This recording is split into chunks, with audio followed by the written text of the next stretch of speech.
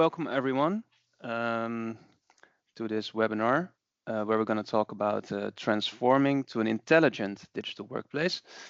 Everyone knows a digital workplace, I hope, but this is going to be about the intelligent one, and of course the Microsoft digital workplace. So I'm very happy that I can do this webinar together with Xillio. Xillio has been my sparring partner around migrations for I think 2-3 years now from within Microsoft, and I'm very happy that he's able to join to talk about some of these topics. And Vishal, maybe you can briefly introduce yourself. Yeah, thanks for having me on this webinar short. My name is Vishal Loda. I'm the principal program manager, as part of the Microsoft OneDrive and SharePoint product group team. I focus on customer experience, migration to M365 platform, and making sure customers get best return on investments on M365 platform. So happy to be here. Great, thank you so much for being here. About myself, my role within Xillio is that I'm the commercial director, but my background is really in enterprise content management, and I've been in that space for around 20 years now. And that will be the hats that I'll be wearing today to discuss about the technology and the developments that we see around the digital workplace. Some housekeeping. The webinar is being recorded. You will receive the recording and slides via email afterwards. And if there are any questions, then feel free to put them in the chat, or you can also hold them up. There probably will be some time afterwards to discuss questions and discuss. But feel free to just share in the chat while we are speaking. So what are we going to talk about today? I wanted to introduce Xillio a little bit because I'm not sure everyone is familiar with us yet. Of course, we all know Microsoft, and we're going to talk a lot about Microsoft developments and how Xillio plays a role in that. Of course, we're going to talk about the intelligent digital workplace. What is that then, and what does it mean? And what are the innovations in the workplace? What does Microsoft, what have they been developing, working on, releasing that adds to the value of your digital workplace? Then both of us are coming from a migration background. At least Xillio, of course, is known for migrations, but Vishal also has been a driver from the Microsoft side. So we're going to talk about migration strategies and some best practices around that as well. It's still a key part of getting to that excellent digital workplace. You need to move your content in. It's all about content, and then all about quality content. So as said, there's some room for Q&A afterwards, but I'll repeat myself. Feel free to put it in the chat if you have a question. Then very briefly about Xillio. So we've been doing migrations since 2004. We started as a services organization. We created our own software because we wanted to do them better, smarter, faster. And that platform is, or the evolution of that platform is still what we now also provide to our customers, or we use ourselves still, or through our partners. In the meantime, or the last 20 years, we've seen a shift in the digital workplace.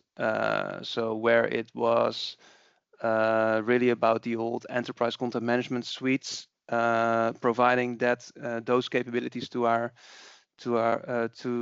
current customers, we see that shifted towards Microsoft, and that's because they developed capabilities and are still developing capabilities around SharePoint. I mean, SharePoint's been around since 2003, and back then it wasn't really seen as that digital workplace that also could cover enterprise. But we see that it is now, and we see it because everyone's moving to it, and still they are working on things that we'll touch upon this webinar, like embedded, like Microsoft Archive, like SharePoint Premium, that only add to that and make that decision to move even easier. Not even considering Copilot, which is of course something else and very intelligent, and you should definitely consider that in your digital workplace. So that's also what's been the focus of Xillio the last couple of years. As said, we've been evolving our platform and developing products around the platform that support migrations, but also integrations of sources, also with AI, but also managing the content to keep the quality up par. That's all kinds of solutions I'll talk about later as well. We're in the Netherlands.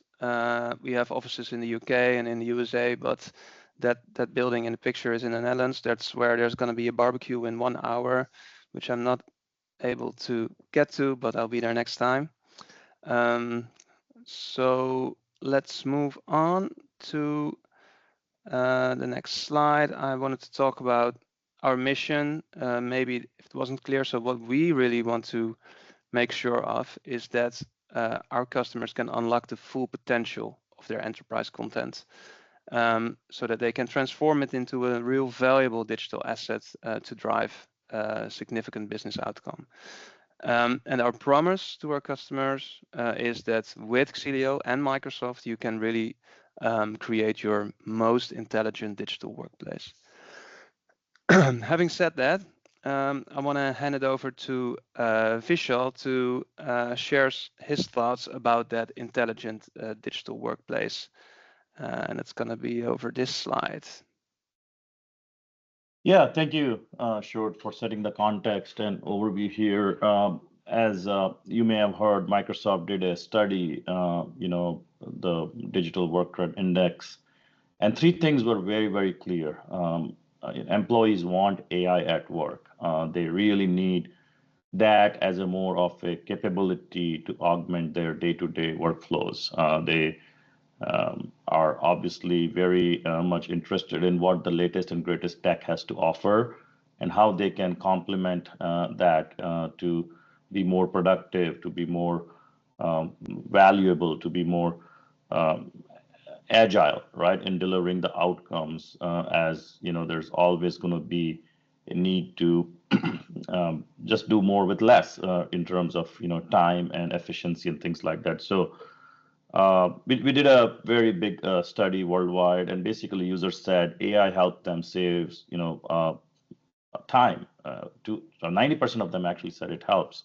It helps them focus on the most important work that they need to focus on and be more creative and enjoy the work more. So that's just very, very clear from this study that we did, and with numbers really trending towards upper 80s and 90% of that kind of data points. Even the leaders, 79% of the leaders agree that their company needs to adopt AI to stay competitive in the market, to attract best talent, because obviously that's where people want to go and make sure they have cutting edge access to tools and technologies. But the leaders also worried about access to the talent with AI skills, right? So how are they going to get there? And they also were concerned about quantifying the productivity gains of AI, and that's where we hear a need for business case, emerging more and more. So I think these are some real data points. These are the realities as we transition into the AI era, especially on the modern workplace side. And one thing that was surprising was we knew there was some things in the space, but 78% of the users are sort of bringing their own AI tools, whether they're enterprise or corporate approved or not.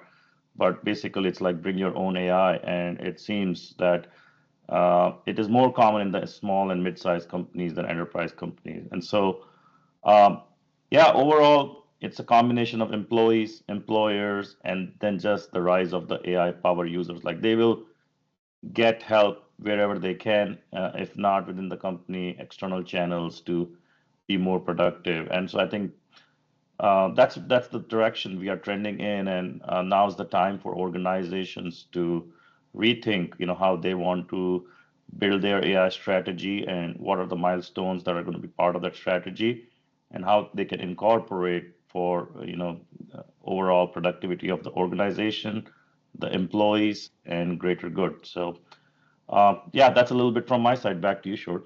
Yes, Thank you, Vishal. And I was really triggered when we were talking about this webinar that you mentioned.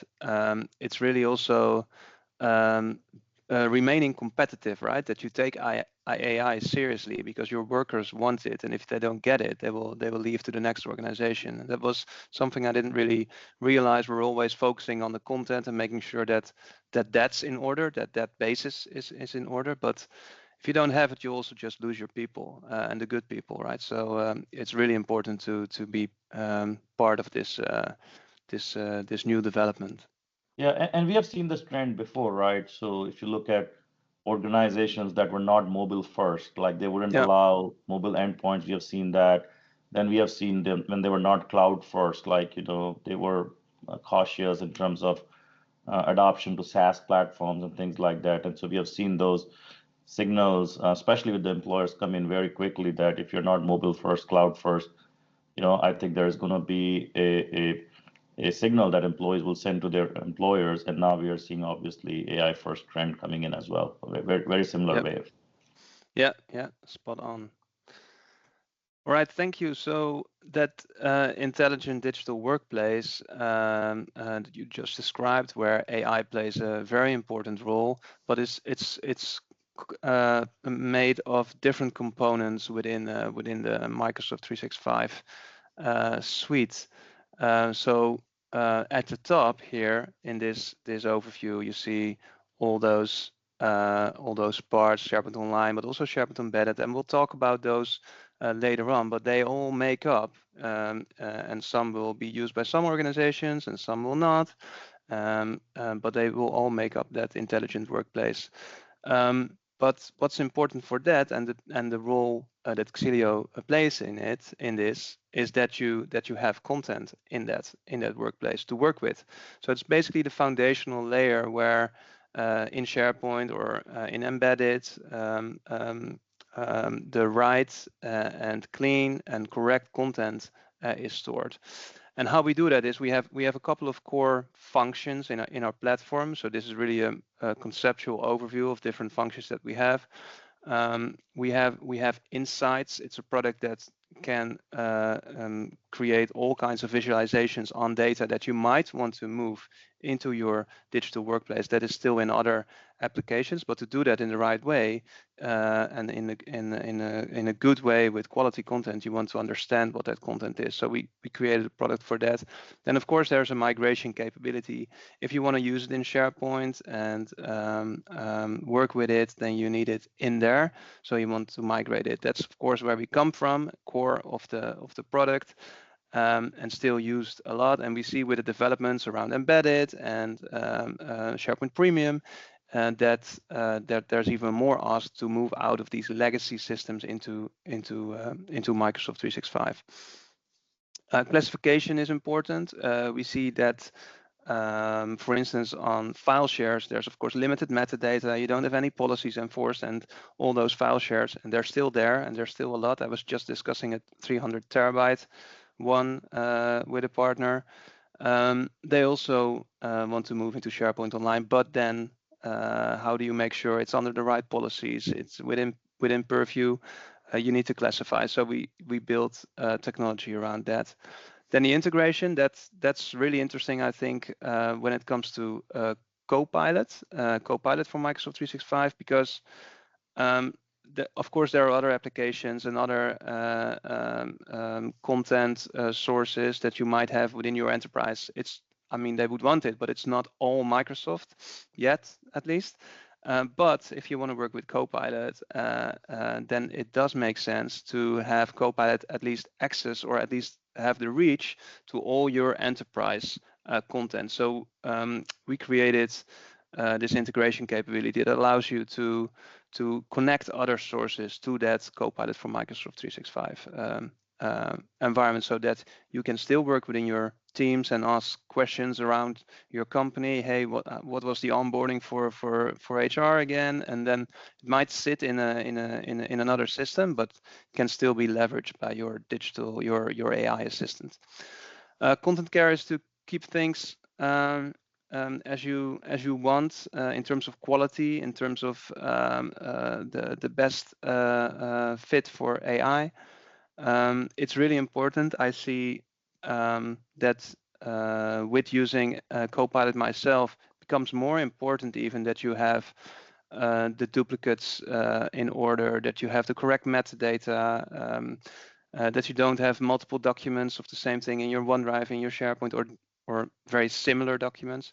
More even than just search, because you get also parts of it back, of course, through Copilot. Then finally, we have a link redirection solution if we see that old products are using a lot of links to that product, and if you want to move to SharePoint, then those links break. So this is just a solution to make sure your migration is even easier, and you can work with SharePoint without any headache that old links to those documents won't work anymore from your knowledge management, from your intranet or internet site. So that's how we support with this foundational layer and capabilities, the intelligent digital workplace. If there are there any questions about that? Otherwise, we'll continue. Okay. Yeah, then we wanted to talk about some of the latest developments. One of them, Vishal is going to discuss, is SharePoint Embedded.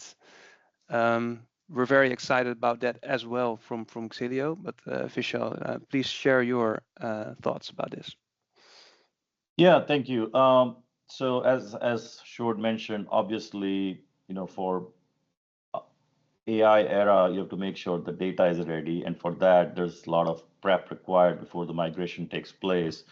We've heard from customers, like, while SharePoint meets the need for, a lot of use cases that are very industry specific, um, cases where, or use cases or applications where, they need a little bit of a different approach, especially when some custom applications need to be developed to meet a certain business need. And that's where SharePoint Embedded comes into play. Consider it as like more like a headless SharePoint, right? So SharePoint with no front end, but you do get the back end and all the goodness of security and compliance and audit and e-discovery and legal hold and retention, you name it. So that way you don't have to worry about replumbing or retooling all of that in your custom application. You use SharePoint Embedded as your back end, you bring your custom front end, and there are some interesting use cases we have already heard, whether it is in the legal industry, whether it is in the technical writing industry, scientific writing, things like that, where there's a lot of collaboration on the documents in a custom application. And this is where you can build that custom application on top of SharePoint Embedded, and the end users can actually collaborate on those documents as if those documents reside in SharePoint Online or an M365 ecosystem.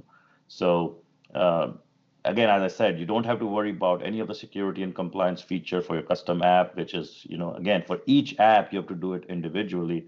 Whereas if you start building on top of embedded, then all that overhead is not needed. You can bring the, same set of policies that you use for, again, these activities. And so it just makes it a lot more efficient, a lot more streamlined under the same purview, especially for regulatory work and things like that, depending on the industry you are in. And so, yeah, I think overall we have seen an early uptake in this platform, and as customers become more and more aware of the features, that's a great one. I remember very well on custom applications when documents are involved. There's really no co-authoring experience in a custom app, and even if there is, it's very minimal. And you're reinventing the co-authoring in that individual app. In this case, you're giving the users the power of co-authoring, collaboration, as if they are working in a standard M365 environment. So a really great use case for a lot of different industries, and I'm sure we'll share more as more and more adoption takes place. Yes, thanks. And we also see that from our context, where it's about replatforming those legacy systems to Microsoft. This opened up some, as you just shared, some use cases of those custom applications built on, for instance, Documentum. We see a lot there, but there are also other platforms that have been used that really weren't able to do the same in SharePoint without massive customization, or it was really just not possible. And now they can use that front end that they built and just connect it to SharePoint Embedded, and they are able to move that whole backend. So also for us, this opens up some new opportunities, which is great. And that also goes for Microsoft 365 backups. Vishal, you want to share your input on this? Yeah, as you know, you and I've been on this journey for migrating customers to M365 platform. That solves a lot of challenges, but it also creates challenges in the sense that they're like, well, you moved us to M365 platform. Now, we are moving from different sources. We had separate backup and retention strategy for sources. Now we are all here. Do we still use a third-party backup, or is there a native solution that's available? And that's where Microsoft 365 backups, was launched to meet those needs. Especially one thing I would call out is the ability to restore quickly is huge here versus third-party backups. And even if you want to use third-party backups, that's totally fine. Some of those are actually partnering with us to use those technologies. So they, even though you use a single pane of glass to manage all your backups through a third-party backup, but they're actually using M365 backups for the underlying storage. And then when it comes to recovery, the recovery time is a lot faster given the data is all within the Microsoft ecosystem. So we have launched some early third-party backup partners as well as part of this service, but this service is also directly available through your Microsoft 365 Admin Center if customers want to try. We have seen good traction, great interest, especially as more and more cyber threats are evolving. Customers need the ability to drive business continuity and recoverability a lot quicker with third-party backup, especially when the data is not in the Microsoft ecosystem. The ability to restore can take much longer, and so we're really looking forward to the adoption of M365 backups as well, which was recently launched, and looking forward to the feedback as in terms of if there's any gaps that our service doesn't meet, how we can evolve the product and continue to meet the needs and provide everything in single pane of glass here within M365 Admin Center. Yep. And the same goes for the archive, which from a migration perspective always was at least a desire of the customer. Hey, why do I have to move it all to this active SharePoint environment while in my on-premise situation I have an archive? And I know quite some customers who've built something around this in Azure using Azure files and some custom search retrieval around it. So it's great that this is going to be or this has just been released, and we're working actually from Xillio very closely with the product team to make sure that we can also offer a direct migration into the archive, where because once you decide to move and you have 80% archive, why not move it all and split it while you're moving? So we're working closely with the team, and yeah, very happy about this new capability. Yeah, I mean this is something that comes up much earlier in the migration lifecycle conversation. Previously, customers would migrate and then they realize that the pooled storage is becoming an issue, and how do they manage that pooled storage? Now customers are having conversations about like, well, we're going to migrate because we want everything in one place, but really it's not something that we use regularly. What is our archiving option? And that's where we basically request customers to activate archiving service. And so as soon as it migrates, it actually can be archived, and it's a great solution, considered as a cool storage that is basically complementary to your hot storage. You archive on the cooler storage, and your cost for archiving is a lot less than consuming your pooled storage. And then as you need information pulled from archive or cooler storage to hot storage, there's a process to rehydrate that content, and once you rehydrate, it's available. So if there's a site collection or a site template that was used in a certain project and the project got done, you archived it, and now a very similar project needs to be spun up, you rehydrate using archives and get it into hot storage, you rebuild or refresh that site, and you're good to go. Prior customers would keep it in hot just in case they need to do that again. So there's a lot of benefits by using a hybrid storage mechanism here between hot and cool storage, and be more efficient with the IT dollars that customers have in their budgets. Exactly. Thank you. And then I wanted to show a picture I saw recently. I don't recall exactly in what presentation, but it just made so much sense, this analogy. Um, if you look at it like building a house, your new digital workplace, right, with all the cool features, the hot tub, the living room, anything you would need electricity for, I don't know. For that, you would need to think about where you want all those points to come out of the ground, and you need to have that foundation in order. And that's also where we think as Xillio we can play a very important role. And if you look at that foundation, let me click this through. It's document management. That's the foundation for all your automation, for your AI agents, also for your content discovery, the creation of content. That document management system, if it's embedded or online, that's the foundation. If you have that in order, if you have that clean and correct, then you can really leverage those business the value realization layer that is above. So that foundational layer is very important. It's built up from various components. Can be also SharePoint Premium, right, where you can support document creation or even auto classification based on AI and trained models. We can also play a role there where we either pre-classify if you want to move a big set into SharePoint Online, and after that keep that same classification model within SharePoint Online. We can build those templates, but also a shared SharePoint embedded. Yeah, very interesting to see how that is going to be used with a lot of our customers to move their applications they build on legacy content management. And we are now also working with this team actually to make sure we can migrate very effectively into that API-based connector.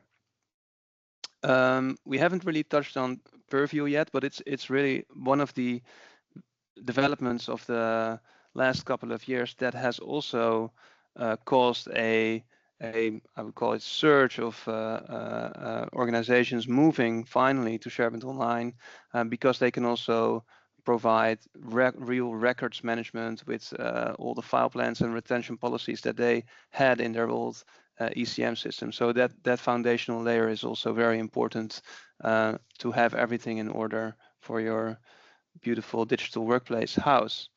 We talked about Microsoft Archive. As said, we're also working with that team, and also insight in the roadmap is that it's now on site, but they're thinking about on lower level archiving and even on document level, so that you can really not only hydrate but also archive on a document level, or make that decision before you want to migrate on a document level, because there are requirements around that. So that around the different developments and technologies that are out there that build up that intelligent digital workplace. Then specifically migration, it's where we can talk about for hours, I think, Vishal. So let's not do that, but at least we'll share some of our best practices, some tips, and let's start with you with this slide. Yeah, every single customer I talk to who are in the early stages, they tell me like, oh, migration appears like a very daunting task. There's a little bit of, fear whether it will go fine or not, the disruption that it will cause, the change management that needs to take place. But every single customer who has finished migration has said it was so worth it. The synergies, by having a lot of content at one place, and then the beauty of security compliance integration with the broader M365 ecosystem has been just a game changer for not only these customers but their end users as well. And so I think you had a slide prior here in this session where the foundation was so important, and I think that's where all the pre-migration activities come into place, right? Whether getting the insights and scanning, knowing the information, we call it information architecture here, like what kind of uh, data you have that you need to migrate, irrespective of the source system, is super important. A lot of customers ask me, how much time will it take to migrate? And my answer is, every customer is different, and every customer has different information architecture. Some customers within a single department can have 10 million 10 kilobytes file, and some customers will have 1 million 5 megabytes file, right? So it just depends on the spread of the files and the file systems and things like that, and there's no right or wrong.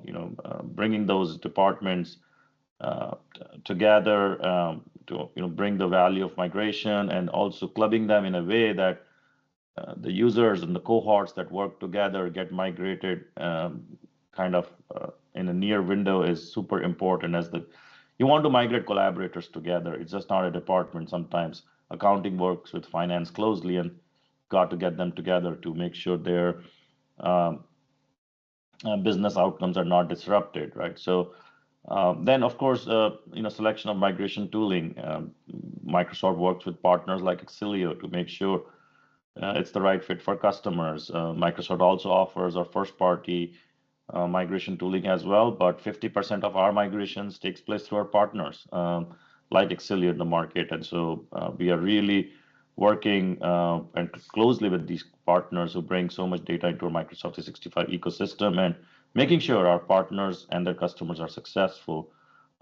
Again, goes back to the insights, early planning, finding out the gaps in the system in terms of like dependencies is so important. There are several options available, including scanning technology, the detailed reports that will tell you what needs to be paid attention to on a migration wave by wave basis and things like that. There's going to be some users who will have a very differentiated data set. We call it sometimes migration tail end. It's very lengthy and it takes longer, whereas some users don't have that much data and they tend to finish faster. So, and there's obviously some limitations of the platform. For example, users are used to working with very large document libraries or document repositories, and we currently support 300,000 sync limit per site. We have plans to expand that, but we want to make sure users understand what is the best way to sync a site. We have recently launched something called Add to OneDrive, where a SharePoint site can be added as a shortcut to OneDrive, and you can just go and uh, access files from there, and you don't really have to worry about the sync limit. It's a much more efficient way of doing it.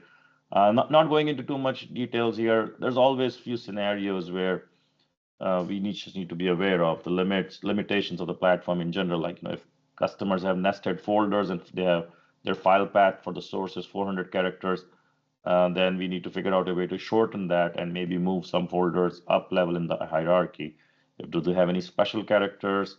Short talked about link remediation. There are source links in the documents that needs to be remediated with redirection or something like that. Do you need to migrate historic versions? That's something to be considered. And then what kind of throughput you can expect during the migration, and how does that a migration plan work, including kind of reverse engineering a deadline for, end date backwards, and then understanding what needs to happen on a weekly or a monthly basis to meet those timelines. And then, of course, there are nuances like if your content was shared externally, how do you notify external collaborators that your document management system or collaboration system has changed, and here is the new location of the files that were being collaborated externally in the org, and how does those new invitations get sent out to your external collaborators. So I'm just trying to compress a lot of learnings in one slide, but these are the common pitfalls we see customers run into, and if planned appropriately, these all can be avoided. Back to you, Short. Yes, thank you.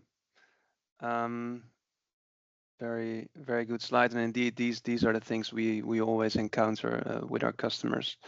And I wanted to share also one of the images that we typically use when talking about migrations. And that's this image of an iceberg where the big part is below the water. And it's the same if you look at a document. You can look at a document as a piece of text, but it has metadata. It has custom metadata almost always in the enterprise systems that we migrate. There are binaries. There can be multiple binaries. There can be renditions, and that's also something that is not out of the box supported with SharePoint. So you have to find a way to deal with that. Same with compounded documents, for instance. Versions, also something that Vishal mentioned, but also relations between documents, how you're going to do that, maintain that within SharePoint. There's of course permissions that either need to be mapped or at least be considered. There's some structure where they are in that you might want to retain or not, or do something with, or make sure it's built up from metadata. There's audit trails. You can't just put it in the Microsoft SharePoint or in the SharePoint audit trail, but there's ways to at least retain and make it part of the document or the record. Workflow data, we don't migrate workflows as such, but there's data in a document or a folder that's around workflow, what state it is in, etc., that you might want to consider. Same with policies. If there's a retention labels applied, then you need to make sure you understand them. Maybe you need to recalculate things and then move it into SharePoint and set the right policies or labels so that Purview picks it up correctly. So there's a lot more to think about most of the times in your design of your migration and all the mappings that need to take place than just moving documents. And we also think it's very important to do that because, and not only because of now AI, but that whole information governance and access to the right information at the right point in time. You can only do that when you have got this all covered. And I also put down a couple of tips, tricks. Um, I can extend this. I'm not gonna read exactly through it all, but at least the one that's important to me is that um, um, you want to see a migration not as some necessary thing that you need to do, because and it could be that it's necessary because the old system is no longer supported or the costs are too high and you anyway have SharePoint, but really you should see it and look at it as an opportunity to improve your content. And now in the era of AI, it's really more important, as we already mentioned. Next to that, it's also about processes, right? So that's something to really consider within the different departments, how they work with the content, and not just focus on the content and the data that you want to move, but think about the processes around that. Not even, maybe I have a point about integrations, but that's something that sometimes is forgotten or at least underestimated, how integrations into other systems are going to be maintained or need to be recreated, or anything that you need to do to make sure it doesn't break. It's an important aspect. Then clean up, really. When no lift and shifts. That's something we also made it recently made a T-shirt about that we all like to share. Where lift and shifts are a lie. It's just an opportunity to improve, right? So you want to clean up that redundant information, look at duplicates, and again, especially when you want to use it for AI. If you're going to migrate, then, and if you're going to start new, then why not also at least look at your strategy around metadata taxonomy, because now it's the time to do so, and you might need to do so because that taxonomy or the metadata that's in the old system is different from what you have now. Comply, of course, with regulation, but also from a migration standpoint. So what we offer is compliant migration, where we make sure that everything from beginning to end is auditable, logged at least, and we can provide a migration audit trail, as we call it, so you know from beginning to end what happened with a document. And sometimes that's needed for authorities that need to have that information. Pilot migrations are always a good idea to use a subset to see how it goes, how it feels, the process around it. We're pretty sure that we can do migration and move data and content, but how's the process around it? Do you want to do it in a weekend? Do you want to shut down? Do you want to do a delta migration? All things around that. That's what you uncover when you do a pilot. And prepare the users, right? So make sure they're part of the whole process from the beginning, and not just give them access to the new environment Monday morning and let them figure it out.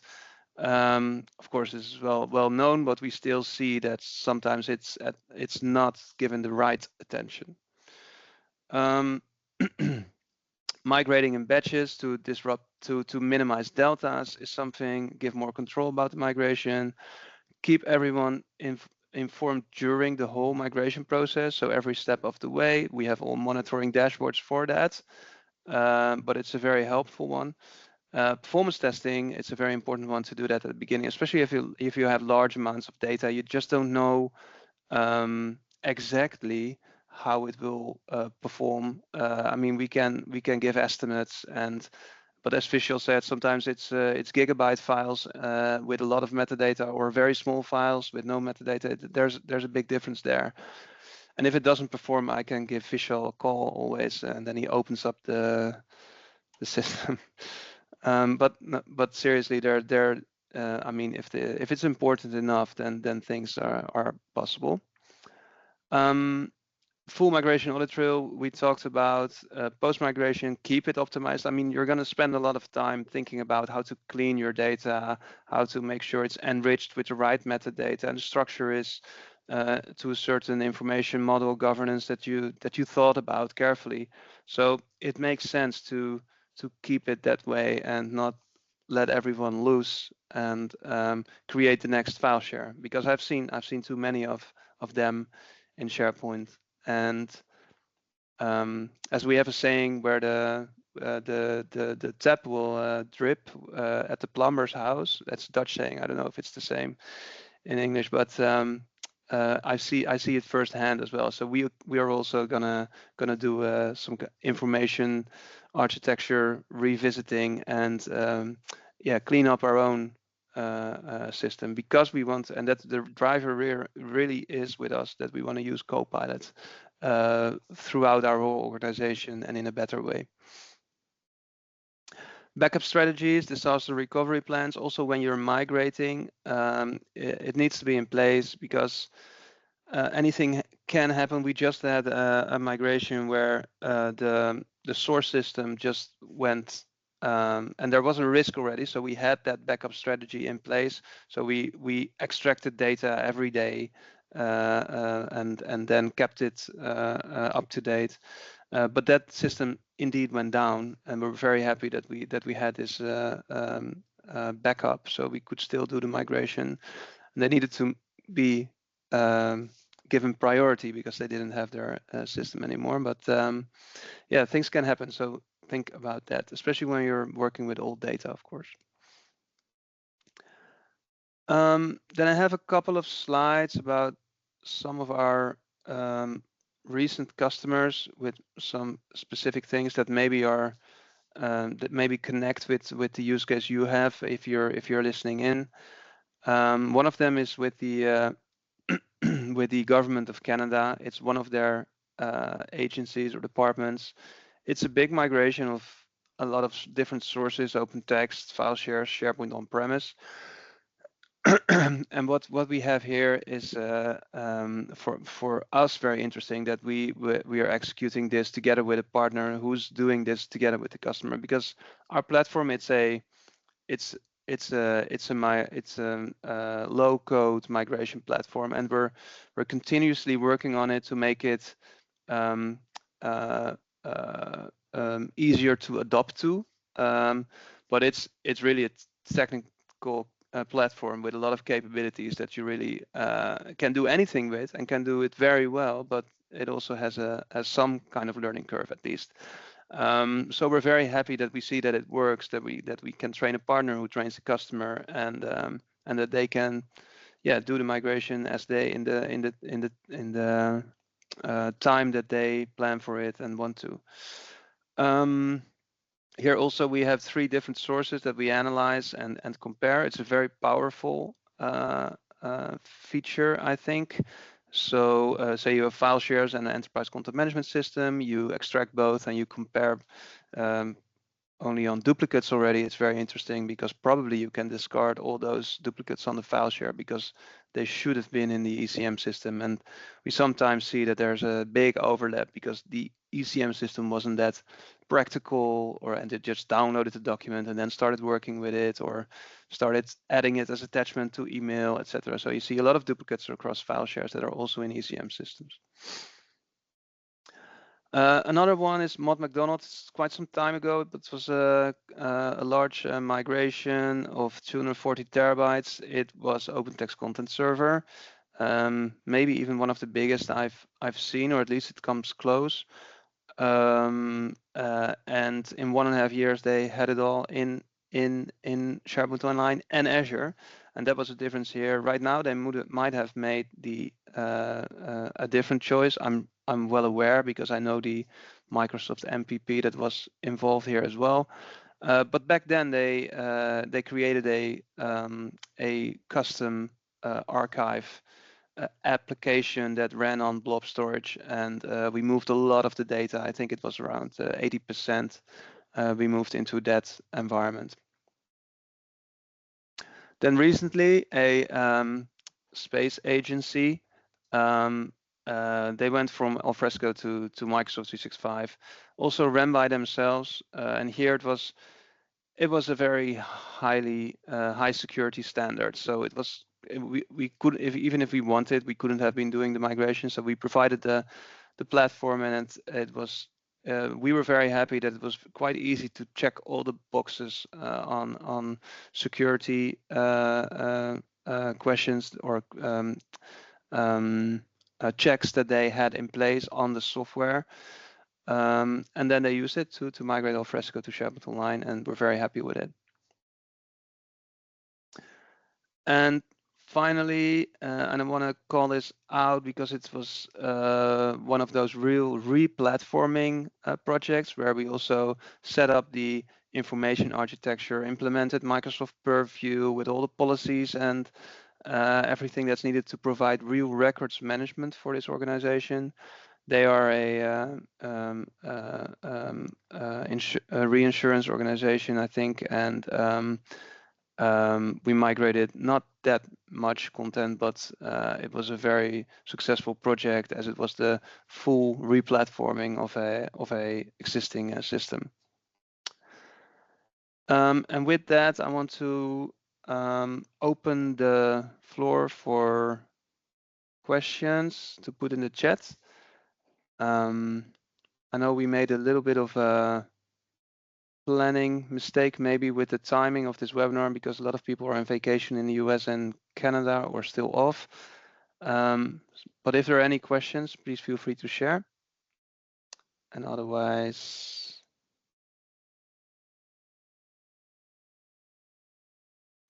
then we'll leave it with this. And I want to thank you, Vishal. Do you want to share some famous last words? Yeah, I mean, there's not a better and integrated platform than Microsoft 365 out there. We are the largest platform in terms of scale.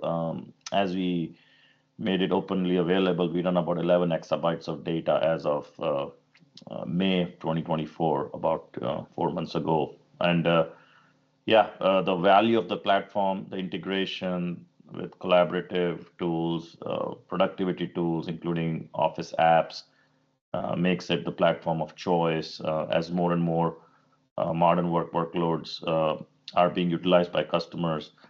They are just seeing tremendous value in the platform approach versus a point solution or a siloed solution. So we look forward to helping our customers move to this platform. I totally understand there's a lot of different places where data resides, including legacy on-prem stuff.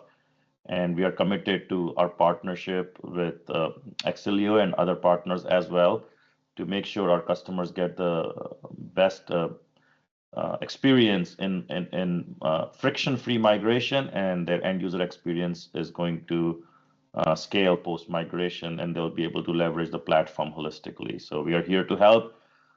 As we talked earlier, we have also launched some newer products recently, including SharePoint Embedded, M365 Backup, and Archive and SharePoint Premium as well, including digital signatures or e-signatures.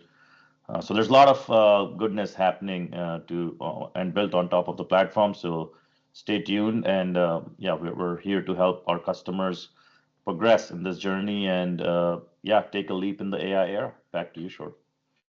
Yes, thank you, Vishal.